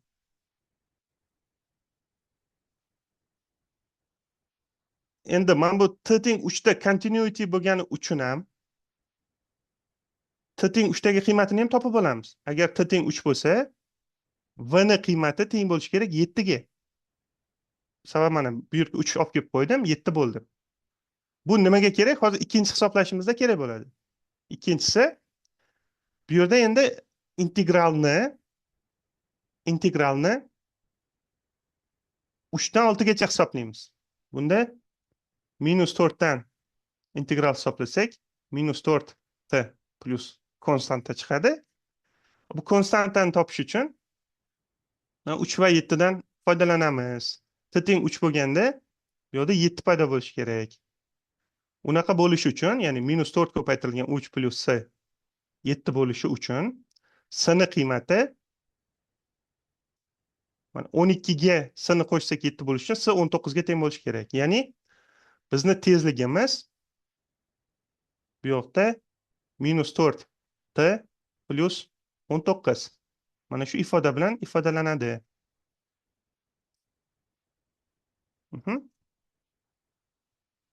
Xullas shu, mana ikkita intervalga bo'lib javobimiz bunaqa bo'ladi. Birinchi qismi 0 dan 3 gacha bu intervalda tezligimiz 2t plus 1 bo'lgan. 2t plus 1 bo'lgan. Keyin 3 dan 6 gacha tezligimiz -4t plus 19. Shunaqa bo'lgan. Buni masalan grafikda ifodalasa, bunaqaroq grafik kelib chiqadi hozir. Chizib ham ko'rsataman. Birinchi o'sish bo'lgan, mana tezligi o'sgan. Keyin mana bu 3 degan nuqtadan keyin mana 7 boshda 1 bo'lgan tezligimiz. Keyin 7 gacha o'sgan bu. Keyin 3 dan 6 gacha kamayish bo'lgan bizda. Sabab -4 da-ku, bu yerda kamayish bo'lgan. Keyin bunaqa grafik kelib chiqadi. Grafikni chizib ko'rsangizlar. Umuman olganda mana shu ikkita ifoda orqali ifodalanadi tezligimiz. Shu ikkita ifoda bilan ifodalanadi.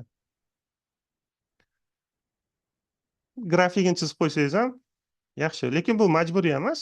Eng muhimi mana bu yerda shu integral hisoblash. Agar bu yerda o'rtacha tezlik deganda sal boshqacha bo'lardi. O'rtacha tezlikni topish uchun yo'lni ham hisoblashga to'g'ri keladi. Xo'p. Keyin find the displacement degan. Mana bu displacementni topish uchun endi tushundim nega buni so'raganini. Sababi mana bu ikkita ifoda bizga displacementni topish uchun juda ham muhim. Displacementni topish uchun nima qilamiz? Biz hisoblashimiz kerak. Displacement bu ko'chish. S-ku. Bu S ni o'zi v dan yana bir marta integral hisoblashimiz kerak-da biz.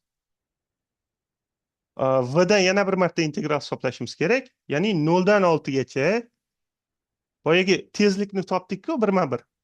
Shundan birma-bir integral hisoblab chiqishimiz kerak. 0 dan 6 gacha integral hisoblashimiz kerak. Birinchi nima qilamiz? 0 dan 6 gacha integralimiz bunaqa ko'rinishda ifodalasa bo'ladi. Birinchi 0 dan 3 gacha mana bu 2t plus 1 dan integral hisoblaymiz.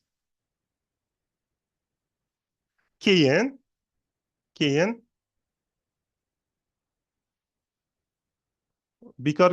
bekorga so'ramagan ekanda bu tezlikni hozir. Mana 3 dan 6 gacha mana bu ikkinchisi mana bu ifodani yozamiz. -4t plus 19 dan integral hisoblaymiz.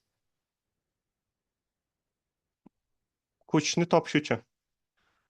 Endi soddalashtiramiz. Birinchi integralni hisoblaganimizda bu yoqda bunaqa natija kelib chiqadi. T ni kvadrati plyusda 3 0 plyus bu yoqda bo'lsa minus 2 t ni kvadrati plyus 19 t. Plyus 19 t 6 va 3. Shuni hammasini joy-joyiga qo'yib hisoblashimiz kerak. Endi birinchi buni qo'yadigan bo'lsak, bizda bu yoqda kelib chiqadi 9 plus 3 minus 0 plus bu yoqda 6 ni qo'yadigan bo'lsak 36 ku minus 72 bo'ladi. Minus 72 plus 19 ga 6 ni ko'paytiradigan bo'lsak 60, 54, 144 mi? 60 Yo'q, 114, uzr. 60 ga 54 ni qo'shsa 114.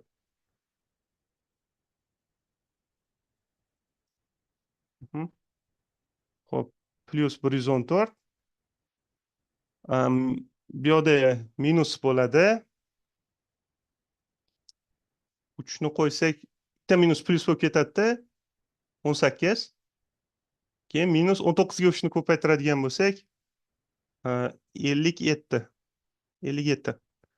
Shuni hammasini soddalashtirib hisoblab chiqishimiz kerak. Xo'p, bu yerda 12. Bu ikkalasini umumiylashtirsak 42 bo'ladi. 42. Bundan kelib chiqadi minus 39. Demak, bu ikkalasi yana plus 3 bo'lsa, shunda oxirgi natijamiz 15 bo'lar ekan. 15. Demak, displacement bizda hozir 15 bu metr sekundlarda hisoblaganmiz. Mana bunga e'tibor berish kerak. 15 chiqdi. Bu 15 kilometrmi, metrmi, shuni topish uchun bu birlikka qarashimiz kerak. Shuning uchun ham displacementga yozishimiz kerak. Bu yerga javobimiz 15 metr. 15 metr. Mana nima bo'lgan? Tezligimiz oldin kattalashgan, keyin kamaygan. Xullas shu 15 metr yurganda 15 metr yurganmiz. Biz yurmaganmiz, particle edi, to'g'rimi? Mana shu zarra 15 metr harakatlangan.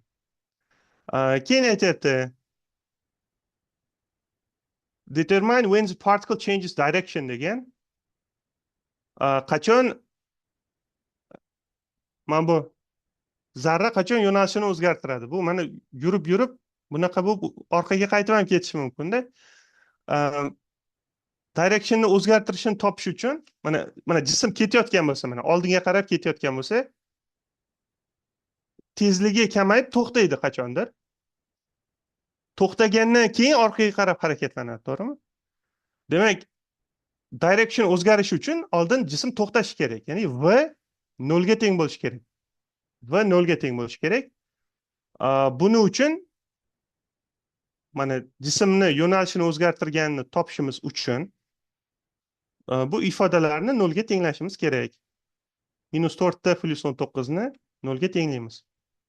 Mana ikkinchi qismida bo'lgan bo'ladi, u to'xtagan bo'lsa, ya'ni minus 4t plus 19 bu tezlikni ifodalaydigan ifoda, shuni 0 ga tenglaymiz. 0 ga tenglaydigan bo'lsak, minus bu bunaqa qilsak bo'ladi ekan. 19 teng 4t, t ni o'zi teng bo'ladi 19 bo'lingan 4 ga. Demak, shu. Demak, t ni qiymati t teng 19 bo'lingan 4 ta yoki buni yozsak bo'ladi. Adashmasam 4,75 qilib. T teng 4,75 bo'lganda jism o'z yo'nalishini o'zgartiradi desak bo'ladi. Xullas shu.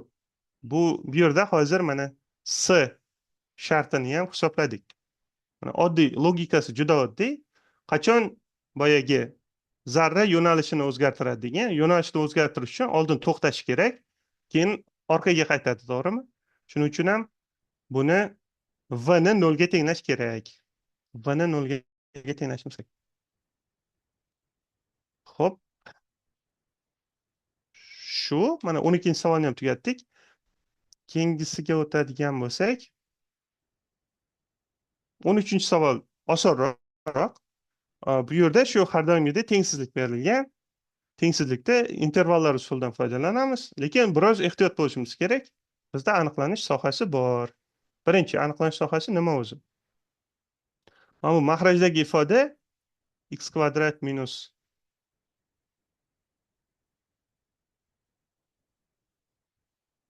mana bu mahrajdagi ifodani x kvadrat minus x minus 6 ni yozsa bo'ladi x minus 3 ko'paytirilgan x plus 2 qilib. Shu 0 ga teng bo'lmasligi kerak. Shundan kelib chiqadi x teng emas 2, x teng emas, uzr. X teng emas minus 2, x teng emas 3. Shunaqa ikkita natija kelib chiqadi. Keyin tangens x ham 0 ga teng bo'lmasligi kerak. Bu yerdan ham ayrim natijalar kelib chiqadi. Masalan, 0 bo'lmasligi uchun bu faqat tangens emas, kosinus ham 0 ga teng bo'lmasligi kerak. Kosinus sababi tangensni mahrajida yotadi. Bundan nimalar kelib chiqadi? Demak, x teng emas 0 ga, x teng emas pi ga, x teng emas pi taqsim 2 ga yoki x teng emas minus pi taqsim 2 ga. Shunaqa natijalar kelib chiqadi. Buni endi masalaning oxirida javobni topganimizda hisobga olamiz. Keyin davom etishimiz kerak. Mana tepasiga qarasangiz ifodani. Tepada bizda x kvadrat, mana ikkinchi qism bu yoqqa yozay. Tepada mana bu x kvadrat minus 6x plus 9 ni yozsak bo'ladi, x minus 3 ni kvadrati qilib. Bu demak hamma vaqt musbat. Hamma vaqt musbat bo'lsa, bu unaqa katta ta'sir qilmaydi. Hamma vaqt musbat narsa ifodani ishorasiga uncha ta'sir qilmaydi. Bu yerdan kelib chiqadi shunchaki x teng emas 3 degan ham nimamiz bor-da. Shuning uchun mana shu ifoda uncha katta rol o'ynamaydi. Mana sababi bizga aytayapti. Bu ifoda manfiy bo'lsin deyapti. Tepadagi musbat ifoda katta rol o'ynamaydi. Bu manfiy bo'lish uchun mahraj manfiy bo'lishi kerak. Mahrajda ham mana tangensni kvadrati bo'lgani uchun bu tangens ham katta rol o'ynamaydi. Bu bizga aniqlanish sohani beradi xolos. Kvadrat bo'lgani uchun bu umumiy ifoda manfiy bo'lishi uchun mana bu ko'paytuvchi manfiy bo'lishi kerak. Umumiy sababi bu ikkitasi musbat. Agar bu manfiy bo'lsa, mana bu qavsimiz manfiy bo'lsa, to'liq kasrni o'zi ham manfiy bo'ladi. Shunaqa xulosa qilsak bo'ladi. Bundan nima kelib chiqadi? Juda oddiy tengsizlik kelib chiqadi. Juda oddiy tengsizlik kelib chiqadi. Ya'ni mana bu x kvadrat minus x minus 6 shuni manfiy bo'lishi kerak deb hisoblashimiz kerak. X minus 3 ko'paytirilgan x plus 2 manfiy bo'lishi kerak. Intervallar usulini qo'llaydigan bo'lsak, bizda bunaqa natija kelib chiqadi. Bu yoq musbat, bu yoq manfiy, bu yoq musbat. Demak, bizda bunaqa natija kelib chiqadi. 3 dan uzr. Men hozir xato yozdim mana bu yerga. Mana bu minus 2, 3 yozishim kerak edi. Minus 2, 3 yozishim kerak edi. Bizda bunaqa natija kelib chiqadi. Bu yoq musbat, manfiy, musbat. Son qo'yib ko'rsa ham bo'ladi. Masalan, 3 dan katta son qo'ysa hammasi musbat, shunga musbat. Masalan 0 qo'ysa bu manfiy bo'lib qoladi ifoda, ko'paytma. Shuning uchun shunaqa natija kelib chiqadi. Bizga manfiy qiymatlari kerak bo'lgani uchun ham bizda bunaqa natija kelib chiqadi. Minus 2 dan 3 gacha. Lekin hammasi emas bu. Shunaqa natija kelib chiqdi, lekin mana bu shartlarni ham qo'shishimiz kerak endi. Shartlarni ham qo'shishimiz kerak. Mana bu intervalni yozaman-da hozir mana. Bu minus 2 bo'lsa, bu 3 bo'lsa, uni orasida masalan nima bor? Orasida 0 bor. Mana bu 0 ni olib tashlashimiz kerak. Mana bu pi endi bu 3 dan katta, shuning uchun muhim emas. Lekin mana pi taqsim 2 bor mana bu yerda aniq. Pi taqsim 2 bor. Keyin minus pi taqsim 2 bor bu yoqda.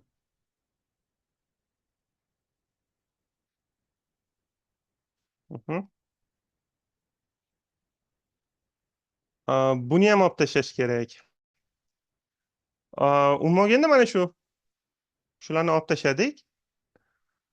Keyin shunda mana bunaqa intervallar kelib chiqadi bizda. Buni ifodalaydigan bo'lsak, x tegishli bo'ladi. -2 dan -pi/2gacha, -pi/2dan 0gacha, 0ni ham olib tashladik mana. Keyin 0dan pi/2gacha va oxirgisi pi/2dan 3gacha. Shunaqa natija kelib chiqadi. Mana shu oxirgi javobimiz.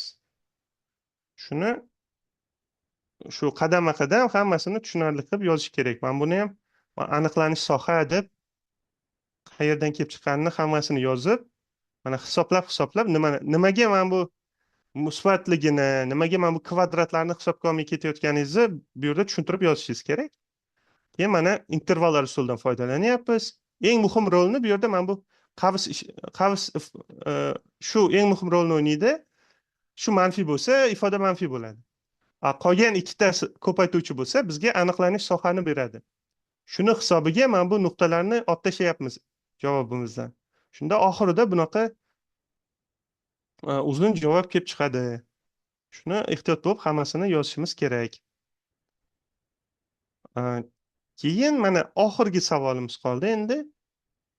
Uni ham ko'rib chiqsak, oxirgi savolimiz yana matnli masala.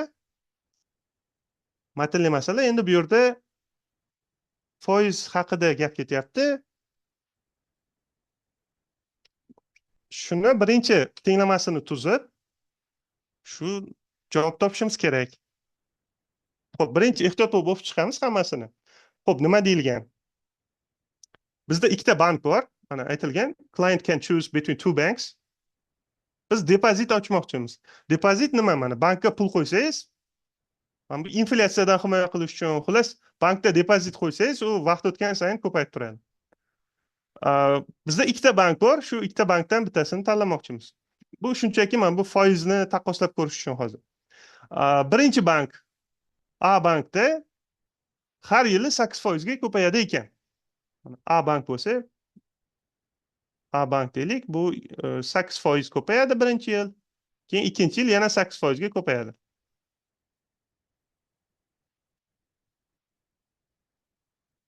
Mana 8% dan 2 yil ko'payadi. A bank, keyin B bank. Uni ham shartini o'qib ko'ramiz. B bankda aytyapti, birinchi yili 6% ga ko'payadi ekan bu yerda.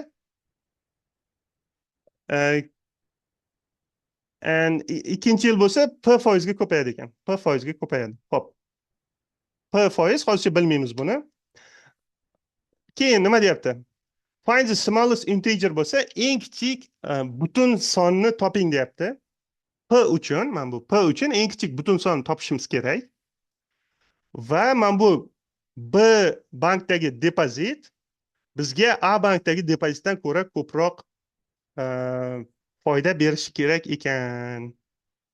Shuni yozib chiqishimiz kerak. Mana deylik, mana boshidagi summani yozib olishimiz kerak. Masalan, bu yerda boshda nima bo'lishi mumkin? Summani n deb yozsak, buni 8% ga oshadi. Mana 8% ga oshdi degani 108% bo'ldi degani. To'g'rimi? Bu shuning uchun 1.08 ga ko'paytirishimiz kerak.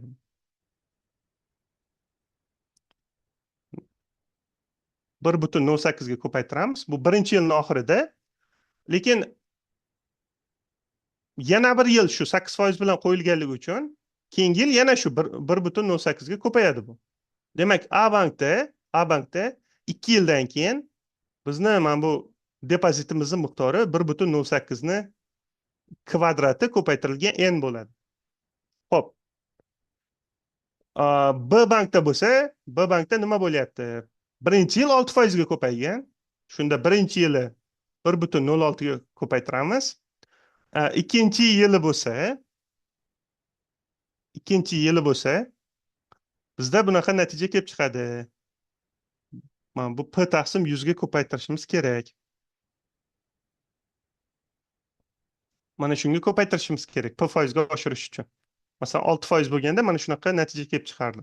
Mana bu 6% ni ham bunaqa yozsa bo'ladi aslida. 1 plus 6 taqsim 100 qilib. 6 taqsim 100 qilib yozsa bo'ladi. Lekin qulaylik uchun 10 lik kasr qilib yozib oldim. Xo'p. Keyin nima deyapti? Bizda aytayapti, mana shu katta bo'lsin bu bankdagi deyapti. Ikkalasini taqqoslaymiz. N ni qisqartirib yuborsak bo'ladi. 1.08 ni kvadratidan katta bo'lishi kerak. 1.06 ni nimaga qisqartirdim endi? N sababi musbat son. Qisqartirib yuborsa bo'ladi. 1.06 ko'paytirilgan 1 plus p taqsim 100.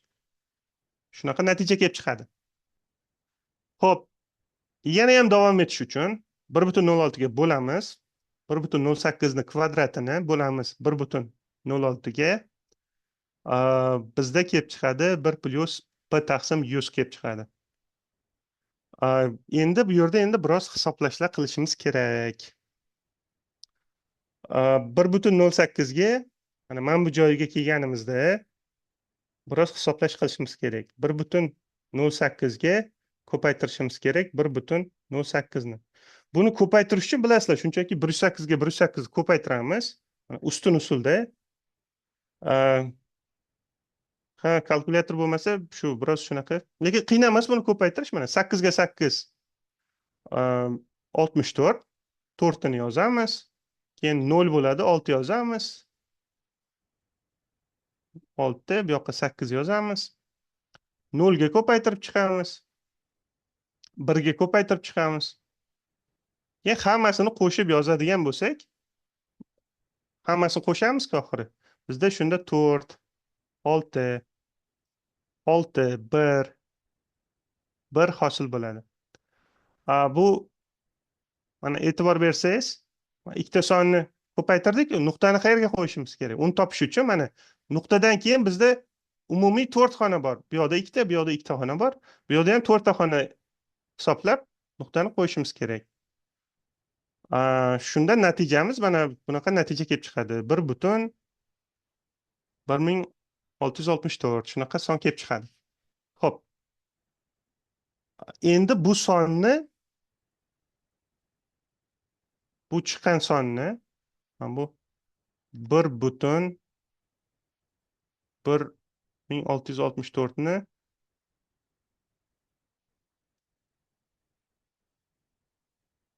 buni bo'lishimiz kerak 1.06 ga. 1.06 ga bo'lishimiz kerak. Bunda bizda taxminan birdan katta son bo'ladi. Mana bu yerda aniq birdan katta son bo'ladi. 1.09 shunaqaroq son paydo bo'ladi. Sabab mana 1.08 ga o'zini ko'paytirganda bu son chiqdi. Shuning uchun taxminan bunaqa son paydo bo'ladi. Nimaga taxminan deyapman? Hozir ko'rasiz nimagaligini.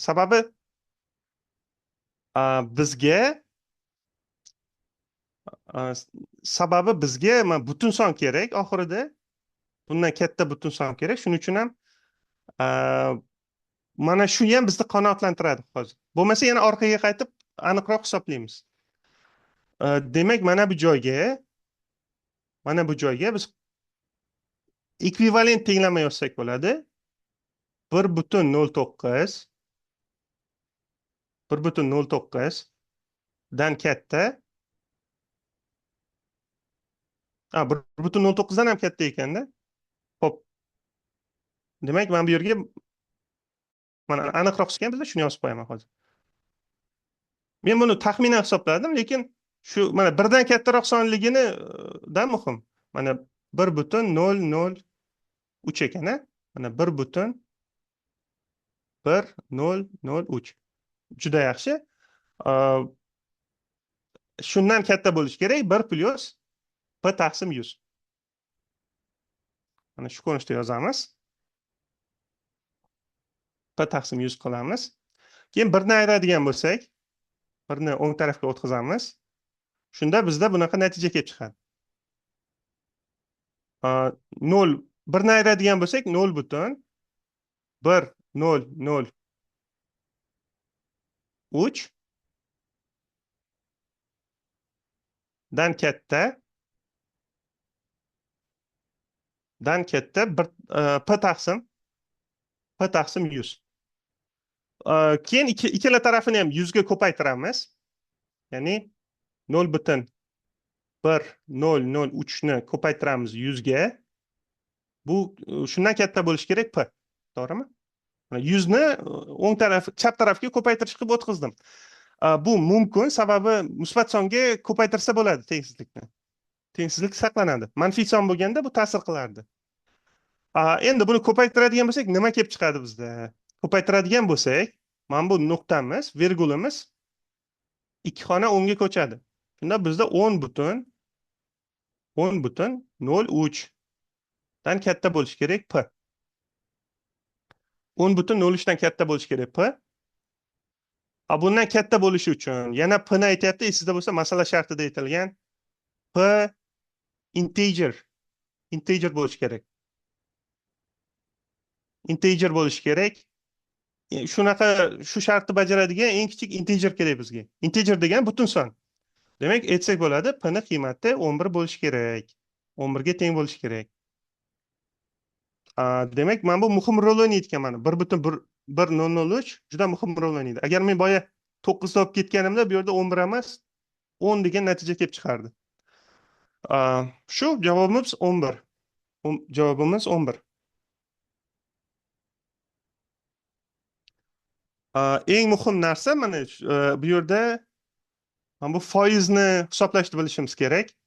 8% ga oshdi degani 108% bo'ldi degani. 108% ni bo'lsa 1,10 kasr ko'rinishda 1,08 qilib yozsa bo'ladi. Shuning uchun mana 1,08 ga ko'paytiryapmiz. Shuni foiz hisoblashni bilishimiz kerak. Keyin shu bir-biriga taqqoslayapmiz bu yoqda. Taqqoslaganda bu yog'i endi arifmetika. Taqriban hisoblash. Shunaqa hisoblab soddalashtirib oxiri hisoblab shuni chiqardik. Shu bilan shu 14-savolimiz. Savollar bormi qanaqadir?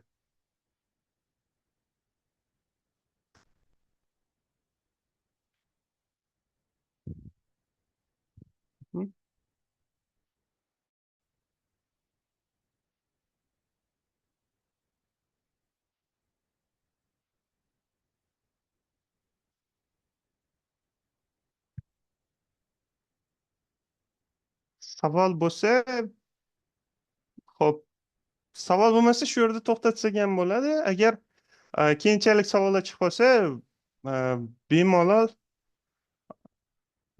emailimni ham yozishim mumkin mana.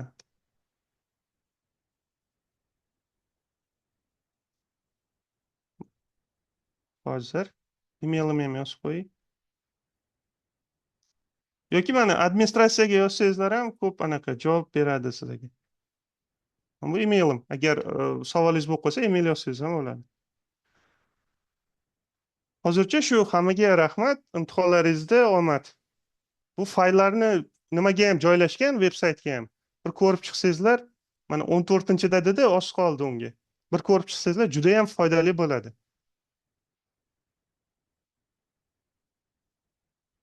Mayli, hammaga xayr.